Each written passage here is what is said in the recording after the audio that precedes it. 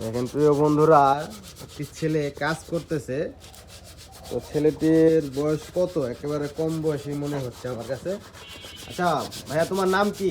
ভাই আমার নাম মোহাম্মদ রোহান। রোহান। হ্যাঁ ভাই। আচ্ছা, তোমার তো এখন খুবই অল্প বয়স, তুমি এই যে ফার্নিচারে কাজ করতেছো। তো এটা তোমার বয়স কত এখন? ভাই আমার বয়স এখন 18 চলতেছে। 18?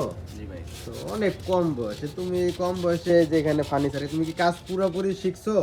না ভাই, আমরা নতুন কিছুদিন হচ্ছে আসছি। শিখতেছো আর কি, না? হ্যাঁ ভাই। তো এখন কত টাকা হাজিরা দেয় তোমার? ভাই আবার তো পার ডে আমাদের 400 করে দেয়। পার নতুন তো ডে তাই 400 করে দেয়। 400 টাকা করে দেয় পার ডে, না? জি ভাই। তো এটা দিয়ে মোটামুটি চলতো। বিয়ে শাদী করছো? হ্যাঁ ভাই, বিয়ে করছি। একটা হ্যাঁ, মেয়েও আছে। বিয়ে করছো? জি ভাই। কি বলে, সন্তান আছে? হ্যাঁ ভাই, একটা মেয়ে আছে। যাক আলহামদুলিল্লাহ। ওনার বয়স হচ্ছে 18। দেখুন বন্ধুরা, তো উনি এই কাজ কেবল শিখতেছে, এখনো শিখে নাই পুরোপুরি। তো 400 টাকা হাজিরা পায়। তো উনি নাকি বিয়েও করছে, ওনার একটা মেয়ে সন্তানও আছে। যাক আলহামদুলিল্লাহ। তো ভাইজান, কিভাবে কি সম্ভব এটা? জি ভাই। এই টাকায় চলে? যে 400 টাকা করে পান, এটা কি আপনার চলে প্রতিদিন? ভাই আমার তো আল্লাহর মতে চলতেছে টুকটাক। টুকটাক করে চলতেছে, না? জি ভাই। মানে কাজ শিখতে পারলে কি লাভ হবে কোনো?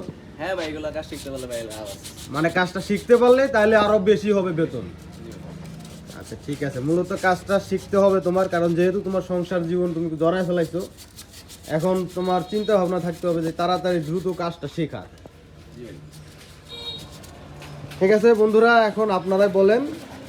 এখানে আমি জাস্ট, আমার কাছে মনে হলো ছেলেটা তো কলেজে থাকার দরকার ছিল, এখন হাই স্কুল সোসাইটিতে পড়ালেখা করার প্রয়োজন ছিল। তো এই ছেলেটাও বিবাহিত। তাকে এগুলো ভাগ্যের ইতিহাস, আর অনেকটা আমাদের সামাজিক বাস্তবতা চিত্র এটা। সবাই ভালো থাকবেন।